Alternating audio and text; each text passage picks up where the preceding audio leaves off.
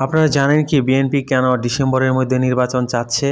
কারণ হলো বিএনপির বেশিরভাগ লোকই কিন্তু দেশপ্রেমিক এবং কিছুটা ভারত বিরোধী। ভারতের সাথে হিসাব কষে তারা চলে। সুতরাং এইখানে বর্তমানে বিএনপি দলের যা অবস্থা তাতে কিন্তু তারা ততটা ভারত বিরোধী নয়। ছলে বলে কৌশলে তারা চাচ্ছে ভারতকে সাথে নিয়েই তারা ক্ষমতায় যাবে। সেটা কিন্তু বিএনপির বেশিরভাগ লোক সেটা চাচ্ছে না এবং বিএনপির এই দেশপ্রেমিক মানুষগুলো কিন্তু বিএনপি থেকে মুখ ফিরিয়ে নিচ্ছে। সেটা কিন্তু তাদের দলের নেতাকর্মীরা অলরেডি বুঝতে পেরেছে এবং এই প্রবণতা যদি চলতে থাকে সামনের বছর পর্যন্ত বিএনপি কিন্তু একটা সাধারণ দলে পরিণত হয়ে যাবে। নেতাকর্মী ছাড়াই তেমন কিছু থাকবে না। শহরের ভোট কিন্তু অলরেডি 50% তাদের হারিয়ে ফেলেছে।